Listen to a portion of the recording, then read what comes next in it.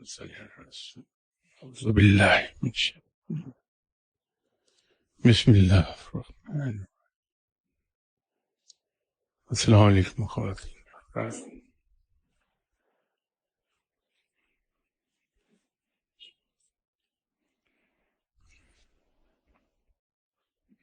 یہ سوالات چونکہ کافی جمع ہوئے ہیں تو بجائے گفتگو کرنے کے ان کے جواب دے کے انہیں کلیئر کرنا چاہیے۔ کچھ اولیاء اللہ ابتدا میں اپنے پاس آنے والوں کو دوستی اور قدر بیت کلفی کا احساس دلاتی ہیں، پھر جوں جوں ان زائرین کو راہ تصوف و مقام مرشد کی سمجھ آنے لگتی ہے، وہ عقیدت کے شیرے میں ڈوبنے لگتے ہیں، مرشد کی عظمت اور اپنی کم مائیگی کا شدت سے احساس ہونے لگتا ہے، بیت کلب گفتگو کی جگہ خاموشی لے لیتی ہے۔ ادب زیادہ بات کرنے سے روکتا ہے، لیکن کبھی کبھار شاگرد بیت کلفی دوستی کا جو وہ دور مرشد صاحب سے شیئر کرتا تھا مس کرتا ہے، جب وہ خواب خیال حضوری میں ہر حال میں اپنی بات مرشد صاحب سے شیئر کرتا تھا اور کنیکٹڈ رہتا تھا۔ خاموشی حجاب کیوں معلوم ہوتی ہے اکثر۔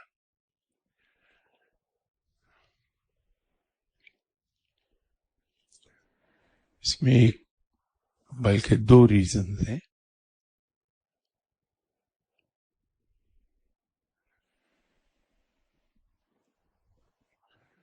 اگر انسان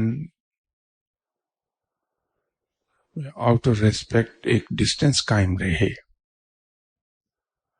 تو سیکھ نہیں پاتا، اور اس ڈسٹینس کی وجہ سے اکتاہٹ جلدی آ جائے گی۔ یہ بالکل ایسا ہے کہ جو بہت اچھے اسکول ہیں، جو واقعی اسکول ہیں، اور وہاں ٹیچرز وہ ہیں جو بچوں کی سائیکی کو سمجھتے ہیں، وہاں جب بچہ داخل ہوتا ہے اسکول میں تو پہلے دن ہی سے اس کو پڑھایا نہیں جاتا، بلکہ ٹیچر ان کے ساتھ بیٹھ کے کھیلتی ہے۔ تو 10-15 دن میں جب بچے اس ٹیچر کے ساتھ مانوس ہو جاتے ہیں تو انڈائریکٹ ٹیچنگ کا سلسلہ وہ شروع کرتی ہے،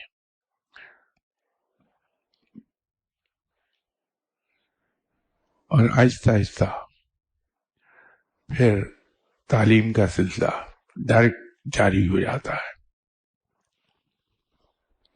تو یوں بچے بڑی کامیابی کے ساتھ سیکھنا شروع کر دیتے ہیں۔ اولیاء اللہ میں جو علم کے بہت اعلیٰ مقام پر فائز ہیں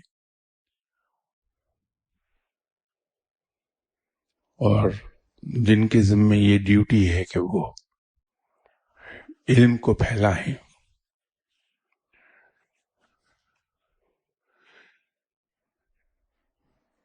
ویسے یہ میں عرض کر دوں کہ علم سے یہ مراد مت لے لیجیے گا کہ وہ یہ علم پھیلائیں کہ صاحب کشف کیسے ہوا جاتا ہے، صاحب کرامات کیسے بنا جاتا ہے، مستجاب الدعوات کیسے بنا جاتا ہے۔ یہ تو علم نہیں ہے۔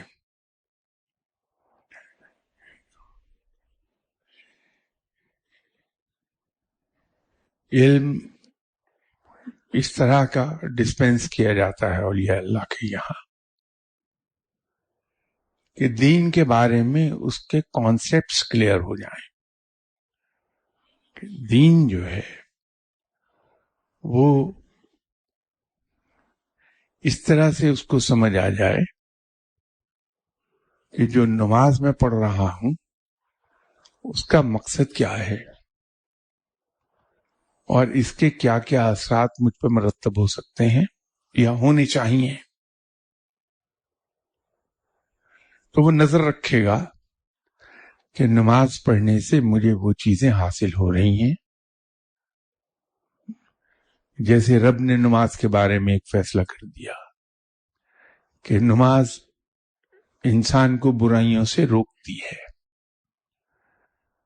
تو اگر اسے علم حاصل ہو رہا ہے تو وہ اس بات پر نظر نہیں رکھے گا کہ نماز پڑھنے سے لوگ مجھے نمازی کے طور پہ پہچانتے ہیں یا نہیں، مجھے پابند نمازی سمجھ کے سلام کرتے ہیں یا نہیں. وہ اس بات پر نظر رکھے گا کہ جن چیزوں کو رب تعالیٰ نے برائی قرار دیا ہے، میں نماز پڑھ رہا ہوں تو ان چیزوں سے رک گیا یا نہیں رکا. تو اگر تو نہیں رکا تو پھر وہ اپنے احتساب خود کر لے گا. اسی طرح رب نے یہ کہا کہ روزے سے تقوی حاصل ہوتا ہے. تو اگر روزہ رکھ کے میں متقی نہیں ہوا تو میں ایک دم سے چکنا ہوں گا کہ مجھ سے کہاں غلطی ہو رہی ہے، کہ جب میرے رب نے یہ فرمایا ہے کہ روزہ رکھنے سے تقوی ملتا ہے تو میں متقی کیوں نہیں ہو رہا، کہاں فالٹ ہے میرے روزے میں، میرے رویے میں کہاں فالٹ ہے، تو میں اس کو درست کر لوں تاکہ میں متقی ہو جاؤں. نظر پھر انسان کی ان باتوں پر رہنے لگتی ہے.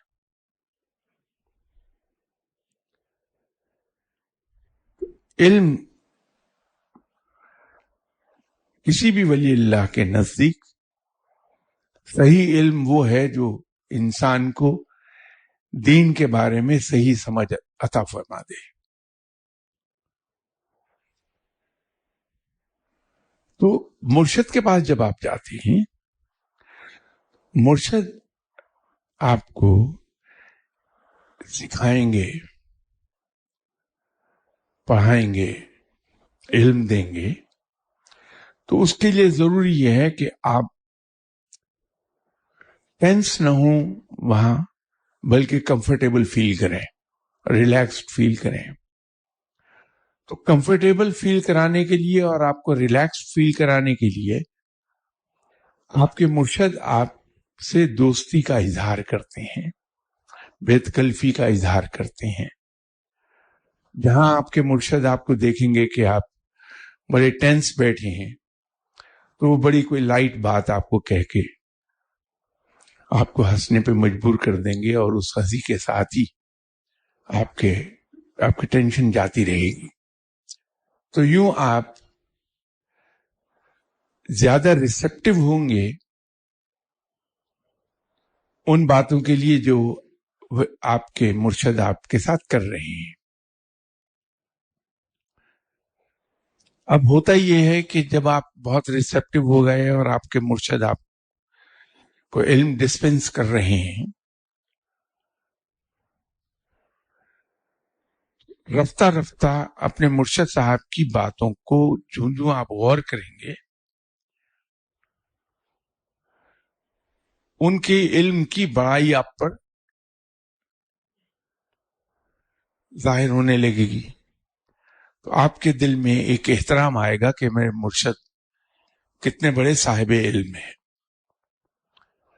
آپ ان سے ملیں گے، ان کو قریب سے دیکھیں گے تو پتہ یہ چلے گا کہ باریک سے باریک بات بھی، جو چھوٹی سے چھوٹی بات ہے، اس میں بھی وہ سنت کی پیروی کرتے ہیں. ان کے تقوی اور نیکی کی وجہ سے ان کا آپ کے دل میں احترام پیدا ہوگا. تو یہ دونوں چیزوں کا جو احترام آپ کے دل میں پیدا ہوگا، اس کی وجہ سے آپ کے دل میں ان کا احترام آتا ہے. تو جہاں احترام ہوتا ہے وہاں خاموشی ہو جاتی ہے، تو وہ عمل از خود پیدا ہوتا ہے. اور جہاں تک اس ارلی سٹیج کو مس کرنے کی بات ہے،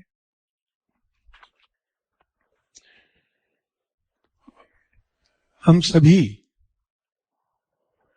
کبھی کبھار جب فرصت ہوتی ہے بیٹھتے ہیں تو ہم مس کرتے ہیں اپنے اسٹوڈنٹ لائف کو. حالانکہ اسٹوڈنٹ لائف میں ہماری زندگی اتنی زیادہ ایفلوئنٹ نہیں ہوتی کسی لحاظ سے بھی. نہ ہم آزاد ہوتے ہیں گھومنے پھرنے میں، نہ ہم آزاد ہوتے ہیں اپنی مرضی کے لوگوں کے ساتھ گفتگو کرنے میں، نہ فائنینشلی ہم اتنے زیادہ ایفلوئنٹ ہوتے ہیں کہ ہماری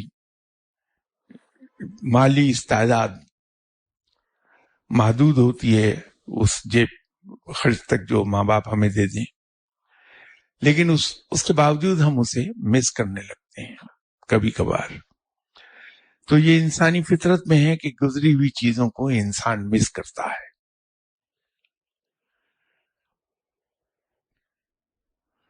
لیکن کوشش کے باوجود آپ مرشد سے پھر بے تکلف نہیں ہو پائیں گے، کیونکہ درمیان میں ادب آ جائے گا.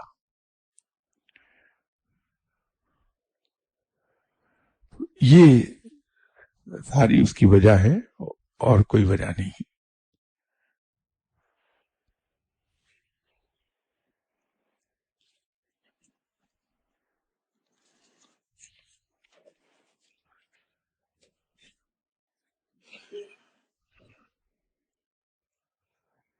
ان کا اگلا سوال یہ ہے کہ کیا تقاضۂ ادب کی وجہ سے کسی مزار پر حاضری کے وقت ہمیشہ اپنی نسبت یعنی اپنے مرشد صاحب کی جانب سے پہلے سلام عرض کرنا چاہیے پھر اپنی طرف سے؟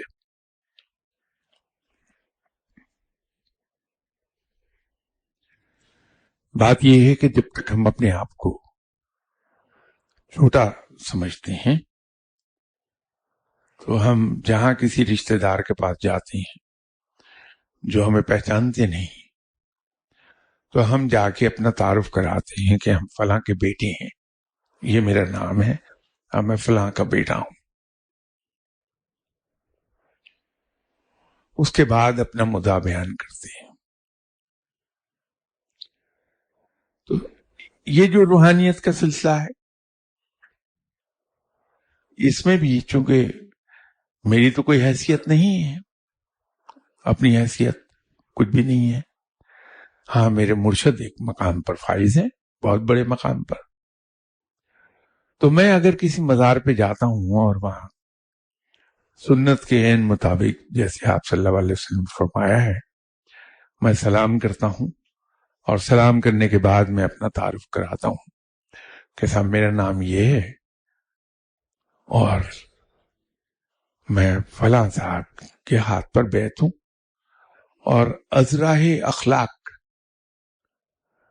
جیسے ہم رشتہ دار کے پاس جاتے ہیں ان سے تعارف کراتے ہیں کہ جی میرا نام یہ ہے، میں فلاں کا بیٹا ہوں، اور اگلی بات یہ کہتے ہیں خواہ ہمارے ماں باپ نے سلام نہ بھی کہلوایا ہو تو ہم یہ کہتے ہیں کہ انہوں نے آپ کو سلام بھجوایا ہے. تو اسی طرح ہم جب وہاں جاتے ہیں تو ہم عرض کرتے ہیں کہ جی میرے مرشد فلاں ہیں اور انہوں نے مجھے آپ کی طرف روانہ کیا ہے اور انہوں نے آپ کو سلام کہلوایا ہے، ان کا سلام قبول فرمائیے. یہ تعارف کا ایک طریقہ ہے، ضروری نہیں ہے لیکن یہ ایک طریقہ ہے اور ایسا طریقہ جو پسندیدہ ہے. ایک ریزن یہ ہے، ایک اس کے پیچھے اور ایک چھوٹی سی چھپی ہوئی حقیقت ہے. میں ایسے ایک ایگزامپل دے رہا ہوں کہ میں یہاں سے جاتا ہوں بابا صاحب کی خدمت میں حاضری کے لیے سلام عرض کرنے پاکستان شریف. بابا صاحب بہت بلند مقام پر ہیں اور وہ شاگردی کی راہوں سے بھی گزرے ہیں. کہ جناب حضرت بختیار کاکی رحمۃ اللہ علیہ صاحب کی خدمت پہ حاضری دیتے رہے، وہیں سے انہیں فیض ملا، وہیں سے علم حاصل ہوا.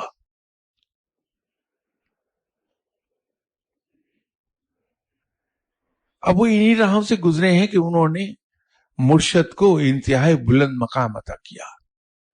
اپنی زندگی میں ان کا مقام بہت بلند رکھا. ہر انسان وہ چیزیں پسند کرتا ہے جو وہ خود کرتا رہا ہو. تو جب میں وہاں جاتا ہوں اور میں ریفرنس دیتا ہوں اپنے مرشد صاحب کا، انہیں یہ خوشی ہوگی کہ یہ بندہ اپنے آپ کو چھوٹا سمجھتا ہے اور اپنے مرشد کو ایک بڑا مقام دیتا ہے کہ اپنے آپ کو متعارف کرا رہا ہے اپنے مرشد صاحب کے حوالے سے. تو مرشد صاحب، بابا صاحب کے دل میں میرے لیے پسندیدگی ڈیولپ ہوگی کہ یہ اچھا انسان ہے جو اپنے مرشد کو اپنے آپ سے بلند مقام دیکھے اور اپنے آپ کو اتنا چھوٹا سمجھتا ہے کہ میرا کوئی ریفرنس نہیں ہے، میرا ایک ہی ریفرنس ہے، وہ ہے میرے مرشد صاحب. تو ان کے ریفرنس سے اپنے آپ کو متعارف کرا رہا.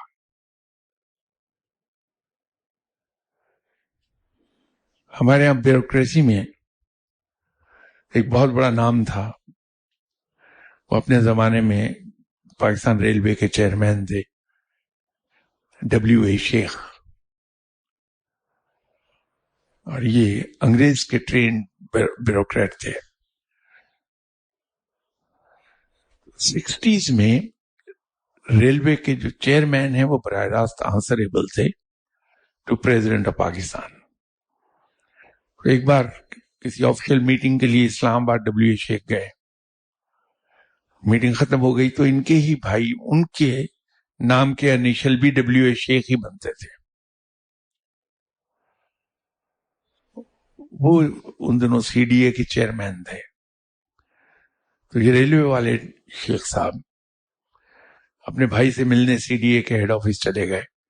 جب یہ وہاں پہنچے تو ان کے بھائی کے کمرے میں سینئر لوگ بیٹھے تھے. یہ گئے تو بھائی نے تعارف ان سے کرایا کہ یہ میرے بڑے بھائی ہیں W.A. شیخ. تو یہ فوراً بولے، hold on, there is a small correction, میں ان کا بھائی نہیں ہوں، یہ میرے بھائی ہیں.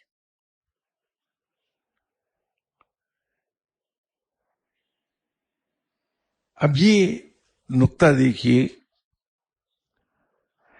کہ یہ تعارف کا نقطہ ہے کہ ان کے چھوٹے بھائی نے یہ کہا کہ یہ میرے بڑے بھائی ہیں. تو انہوں نے یہ فوراً کریکشن کر دی کہ نہیں، میں اس کا بھائی نہیں ہوں، یہ میرا بھائی ہے.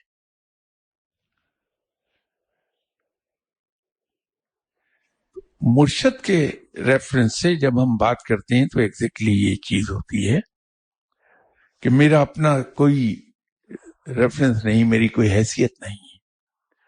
میرا اگر کوئی ریفرنس ہے تو میرے مرشد ہیں، ان کے حوالے سے میں گیا ہوں. تو اس کے اندر جب مزار پہ جو ہم جا کے ریفرنس دیتے ہیں اس میں یہ دونوں چیزیں ہوتی ہیں.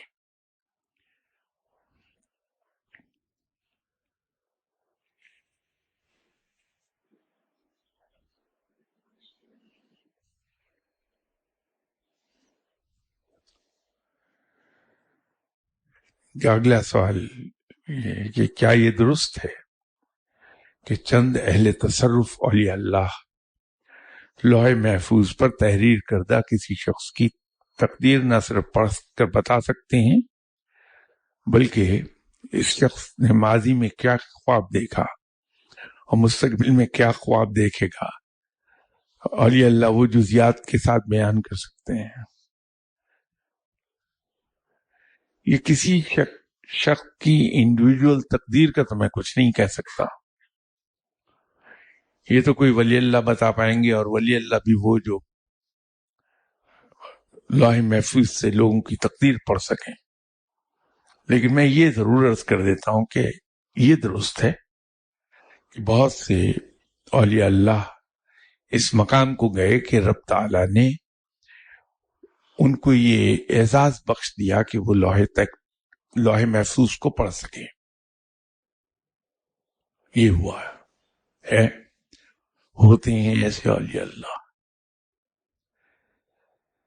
یہ جو خواب ہے کہ کوئی شخص کسی ولی اللہ کے پاس جائے اور کہے کہ صاحب رات میں نے یہ خواب دیکھا، اور وہ آدھا بیان کرے آدھا بھول گیا ہو، تو ولی اللہ خود ہی کمپلیٹ کر دیا کرتے ہیں کہ وہ بھائی تم نے خواب میں یہ بھی دیکھا تھا جو تم نے بتایا نہیں مجھے.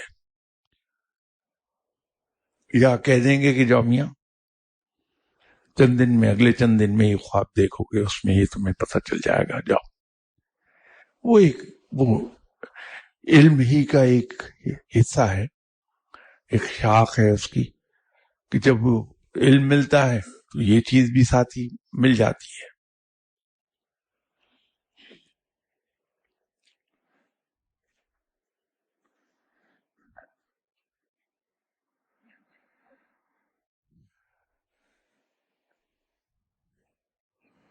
ان سے اگلا سوال ہے کہ سمجھ نہیں آتی کہ ایک ولی اللہ کہ کسی سوئے ہوئے شخص کے خوابوں پر کیسے تصرف کر لیتا ہے، حتیٰ کہ وہ شخص وہی خواب دیکھتا ہے جو ولی اللہ چاہتا ہے، اور یوں تربیت و علم کا سلسلہ خواب میں جاری رہتا ہے. گویا ولی اللہ دن کے ساتھ ساتھ اپنی رات بھی اللہ کی خجنودی اور اللہ کے بندوں کو فیض دینے میں گزارتا ہے. تو شاگردوں کو اتنی موج کرانا کہ ولی اللہ کی اپنی چوائس ہے یا ڈیوٹی. اب اس میں چھوٹی سی ایک کریکشن کر لیجئے آپ کہ کسی ولی اللہ کے پاس یہ تصرف نہیں ہے کہ کسی کو وہ وہی خواب دکھائے جو وہ چاہے. یہ تصرف نہیں ہے، اور نہیں یہ ہوتا ہے. یہاں تک تو وہ کہہ دے گا کہ چلو اگلے چند دن میں، اور یہ وقت بھی نہیں بتا پائے گا کہ کل رات کو یہ خواب آئے گا. آپ کو یہ کہہ دے گا اگلے چند دن میں آپ ایک خواب دیکھیں گے، اس میں یہ آپ دیکھیں گے تو یہ اطلاع ہوگی، وہ مل جائے گی، جاؤ. یہ تو ٹھیک ہے، یہاں تک بالکل درست ہے بات. لیکن یہ تصرف نہیں ہوتا کہ جو چاہے وہ خواب دکھا دے. یہ رب کے ہاتھ میں ہے.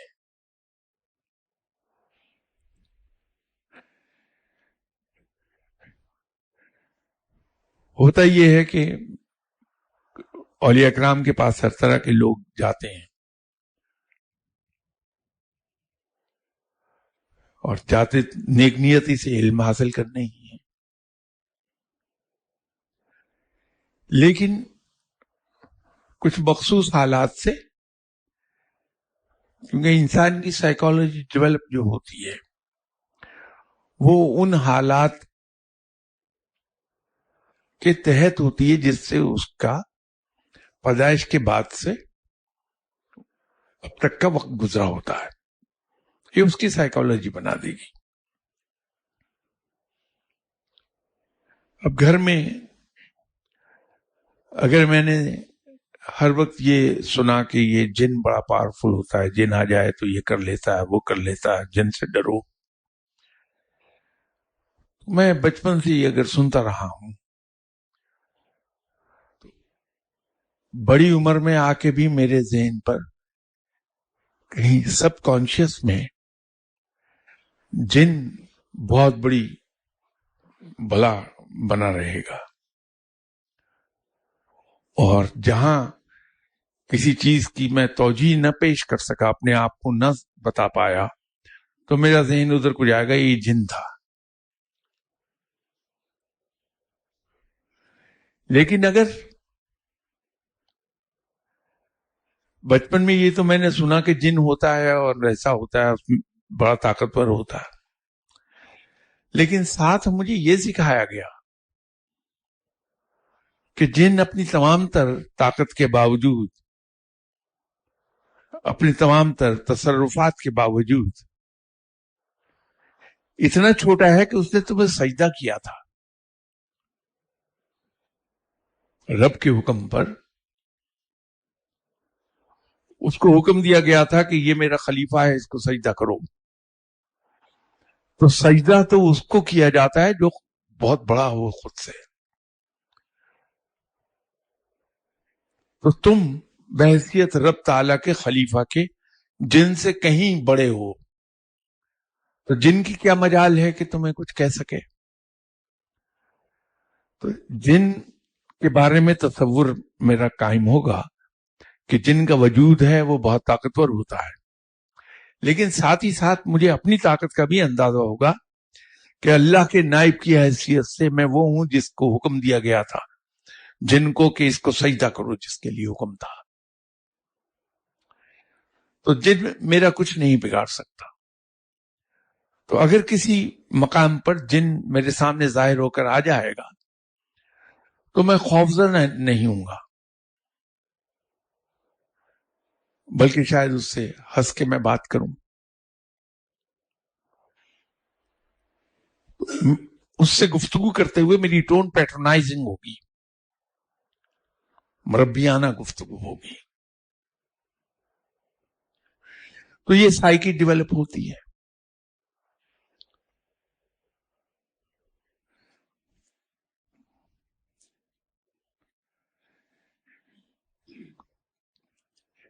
اب یہ تقدیر کے بارے میں بھی ہم کیوں تڑپتے پھرتے ہیں؟ میں جگہ جگہ مارا پھرتا ہوں. کبھی آپ دیکھیے جون کی دھوپ میں چلا جا رہا ہوں گا، پوچھیے کہاں جا رہے ہیں آپ؟ یار یہاں سے 45 میل دور ایک گاؤں میں ایک آدمی ہے جو لوہے محفوظ پڑھ کے مجھے میری تقدیر بتا دے گا. پیدل چلا جا رہا ہوں پاگلوں کی طرح جون کی تپتی ہوئی دوپہر میں، اس لیے کہ بچپن سے سیکھا میں نے یہ کہ اولیاء کرام ہیں جو تقدیر پڑھ کے بتا بھی دیتے ہیں اور تقدیر بدل بھی دیتے ہیں. اگر کسی نے مجھے یہ سکھا دیا کہ یس ایسے اولیاء کرام ہوتے ہیں جو تقدیر پڑھ دیتے ہیں اور اللہ کے حضور دعا کریں تو رب تعالیٰ ان کی دعاؤں کی برکت سے تقدیر بدل بھی دیتا ہے، لیکن ساتھ ہی ساتھ کسی نے اگر مجھے یہ سکھا دیا کہ رب تعالیٰ تمہارا بھی اتنا ہی ہے جتنا کسی ولی اللہ کا،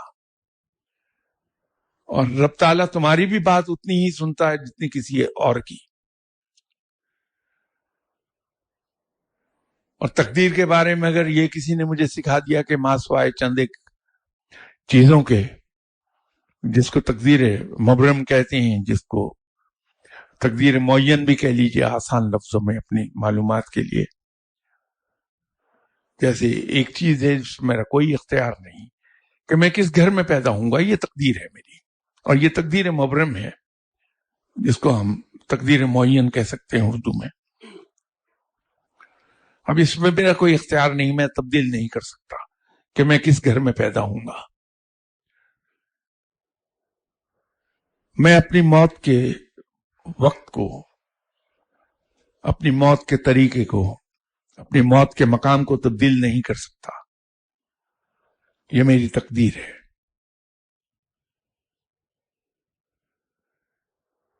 عزت اور ذلت کے معاملے کو میں تبدیل نہیں کر سکتا. چند ایک چیزیں ہیں جو تقدیر مبرم میں آتی ہیں، وہ میں تبدیل نہیں کر سکتا، وہاں اختیار نہیں میرا. لیکن وہ چیزیں they hardly form 5% ٹوٹل. باقی 95% جو ہیں اس کا اختیار مجھے رب نے خود دیا ہے کہ میں محنت کے ذریعے اپنی تقدیر خود لکھ لوں. آپ دو چیزوں کو اگر ملا کر ہمیشہ پڑھیں اور اس کو دونوں چیزوں کو ملا کر یاد رکھیں تو ان سارے پرابلم سے نکل جاتا ہے انسان تقدیر والے. کہ جب رب نے ایک فیصلہ کر دیا کہ کوئی شخص کسی کا کچھ بگاڑ نہیں سکتا اگر رب نہ چاہے، اور کوئی شخص کسی کو فائدہ نہیں پہنچا سکتا اگر رب فائدہ نہ پہنچانا چاہے، تو قرآن میں اس نے فیصلہ کر دیا. मैं इसको फैसला इसलिए कहता हूं कि जो कुछ रब ने फरमाया वो उसका फैसला है, वो होके रहेगा। इसको इसके साथ मिला के पढ़िए कि हर शख्स को वही कुछ मिलता है जिसके लिए वो कोशिश करता है। तो खेल सारा समझ में आ जाएगा कि हर शख्स को वही कुछ मिलता है जिसके लिए वो कोशिश करता है, लेकिन फाइनल इख्तियार रब के हाथ में है कि वो फायदा देना चाहे।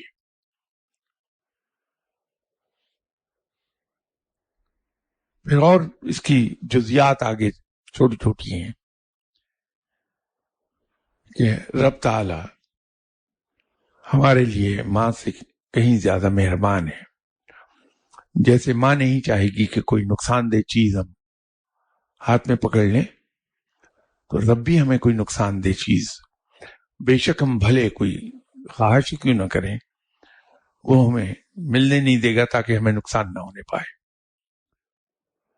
दूसरी बात कि रब ताला का हर फैसला हमारी बेहतरी के लिए होता है, उसके हर काम में एक मसलहत होती है। अब इसको उसके साथ मिला के देख लीजिए।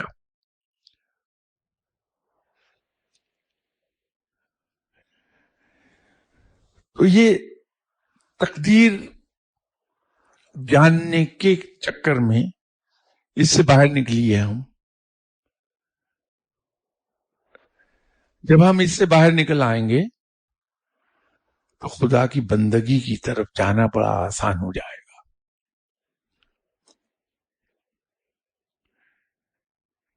हम ये कहते हैं कि हमें इल्म मिले, अल्लाह इल्म अता करे, हमें रब अपना कुर्ब अता फरमाए, रब ताला की दोस्ती हासिल हो जाए।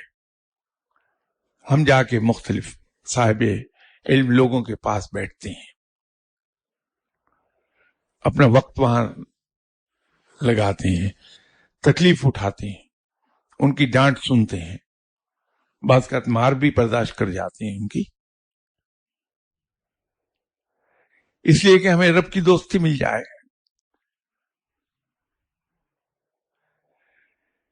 जरा ये तो सोचिए एक मिनट को बैठ के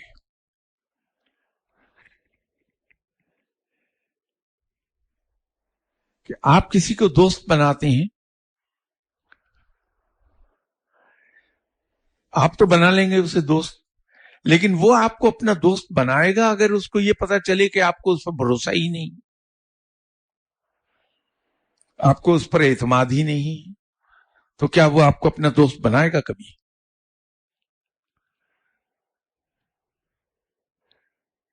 तो जब हम इस जस्तजू में रहते हैं कि मुझे ये बड़ी आदत है कि अभी आप मुझे बता दीजिए कि फला जगह कोई सड़क वगैरह है नहीं, पैदल जाना पड़ता है 60 मील दूर, दरख्त के नीचे एक आदमी बैठा है, उससे दुआ कराइए, उसकी दुआ फौरन कबूल होती है। मैं सारे काम छोड़ के चल पड़ूंगा।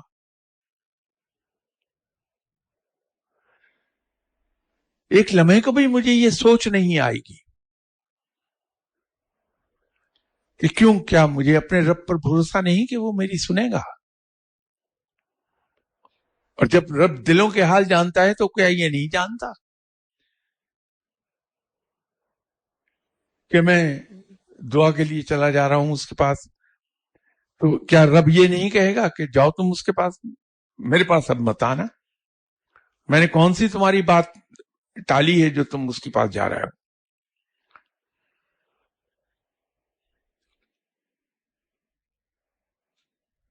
तो रब का इल्म हासिल करने के लिए, या यूं कहिए ज्यादा बेहतर अल्फाज, कि रब की दोस्ती हासिल करने के लिए पहले हम आंखें बंद करके उस पर भरोसा तो करना सीखें। और भरोसे का तकाजा ये है कि मुझे ये पुख्ता यकीन हो मेरे दिल में कि वो मेरा रब है اور میں جو اس سے مانگوں گا، جو اس سے کہوں گا، وہ سنے گا اس کو اور اس کو پورا بھی کرے گا۔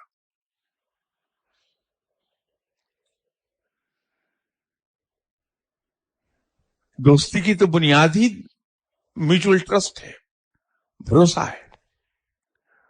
تو دوستی حاصل کرنے کے لیے ہم تگودو کر رہے ہیں، اس کا قرب حاصل کرنے کے لیے اس پہ بھروسہ اور اعتماد نہیں کرتے، گرچہ زبان سے جتنا مرضی کہتے نہیں، کہ ہم بھاگے جا رہے ہیں دعا کے لیے۔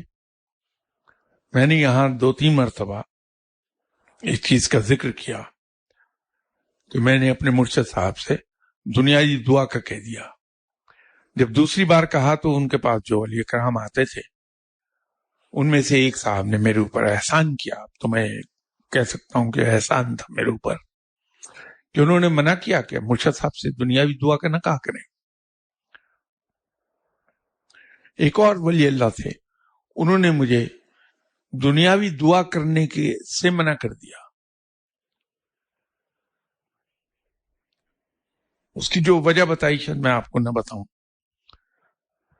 لیکن آج وہ بات سمجھ میں آتی ہے کہ اس کے پیچھے کیا کیا حکمتیں تھیں کہ ان ولی اللہ نے مجھے یہ منع کیا کہ اپنے مرشد صاحب سے دنیاوی دعا کا مت کہیے، کچھ مت مانگیے ان سے۔ میں نے یہ بات تو آپ سے عرض کی تھی کہ مرشد صاحب کے دنیا سے پردہ فرمانے سے کوئی 2 مہینے پہلے سے مجھے کچھ مختلف لوگوں نے مختلف اوقات میں ایک بات کہی کہ آپ کے مرشد بہت اچھے آدمی ہیں، یہ اپنے ساتھ کچھ نہیں لے جا رہے، خالی ہاتھ جا رہے ہیں، سب کچھ آپ کو سونپ دیا ہے انہوں نے۔ تو مجھے احساس ہوا، لیکن یہ نقطہ بہت بعد میں سمجھ میں آیا کہ میں جستجو میں ہوں رب تعالیٰ کے قربت کے، رب تعالیٰ کی دوستی۔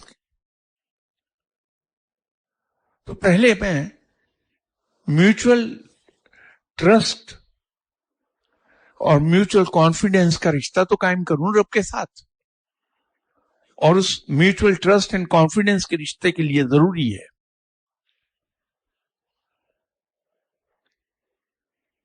کہ میں یہ سمجھ لوں کہ میرا رب میرے لیے کافی ہے۔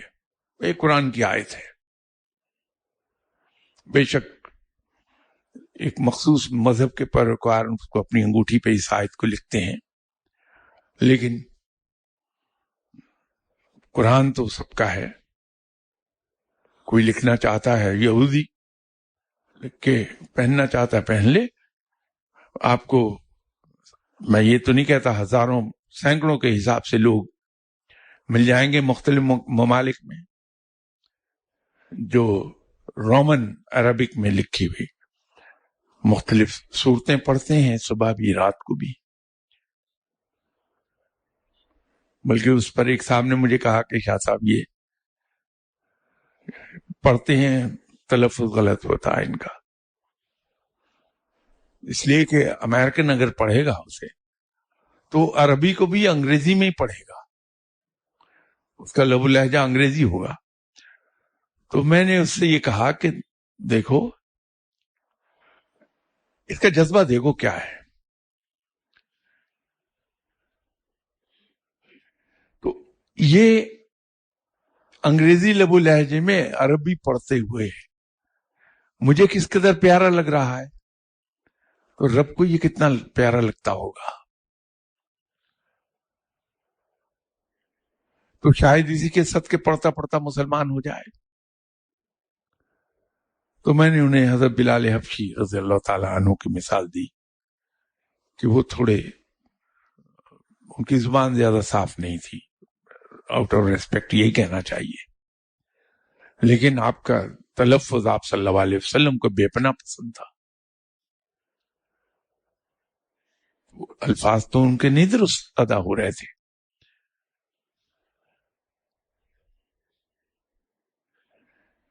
وہ جو ایک رشتہ قائم ہوتا ہے رب کے ساتھ، وہ تو پہلے قائم کیا جائے، اور اس کا تقاضا یہ ہے کہ میں کسی غیر اللہ کے پاس نہ جاؤں، پھر اپنی حاجات کے لیے. بہت سمپل بات ہے. تو تقدیر اگر سمجھ میں آ گئی میرے،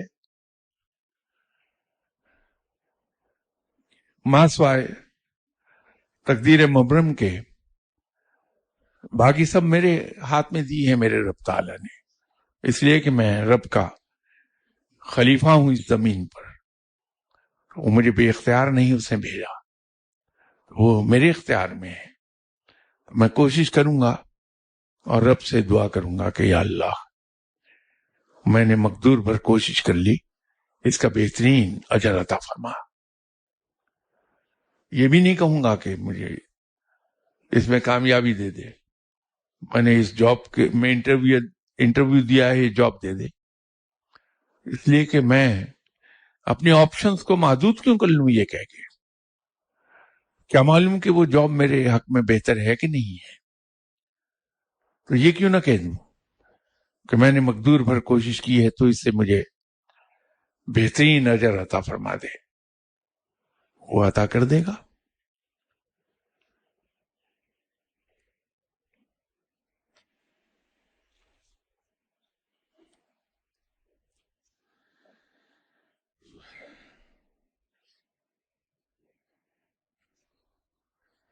اگلا سوال ان کا وہی جس کا بھی میں نے جواب دیا کہ کیا آپ نے اپنے مرشد صاحب سے کبھی کوئی فرمائش کی؟ مجھے یاد نہیں پڑتا، ماں سوائے اس بات کے کہ آپ نے یہ پوچھا ہو کہ چائے پیو گے، اور میں نے کہا، میں ہمیشہ کہہ دیتا تھا کہ جی ضرور پیوں گا.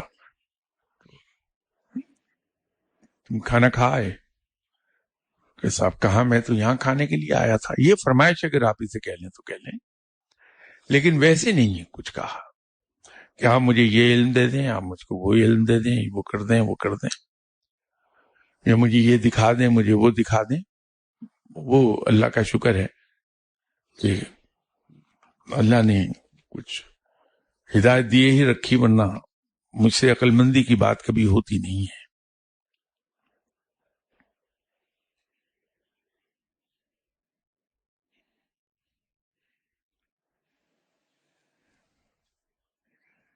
یہ اگلا ہے کہ جب کوئی مرشد اپنے کسی مرید کو کسی وصال شدہ بزرگ کی طرف بہت مائل دیکھتا ہے تو ایسے میں وہ مرید کے ساتھ کیا رویہ اختیار کرتا ہے؟ کرنا نہیں چاہیے، اظہار نہیں کرنا چاہیے. اس لیے کہ یہ میوچل ٹرسٹ کے خلاف ہو جائے گی بات. میں اپنے مرشد صاحب کی زندگی میں داتا صاحب کے پاس ہر روز جاتا تھا بغیر ناگے کے، لیکن میں نے مرشد صاحب سے کہا نہیں کبھی کہ میں روز جاتا ہوں، بلکہ وہاں پر میں نے بہت کچھ پھر دیکھا.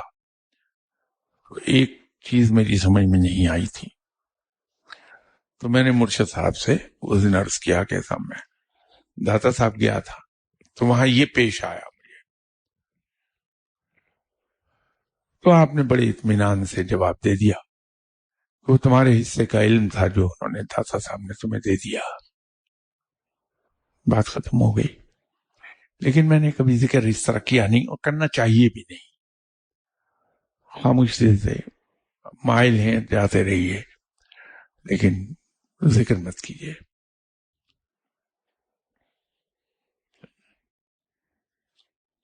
انشاءاللہ تعالی بشرط زندگی نیکسٹ سنڈے انشاءاللہ ملاقات ہوتی ہے آپ سے، اور باقی سوالوں کے جواب اس کے بعد عرض کرنے کی کوشش کر دوں گا.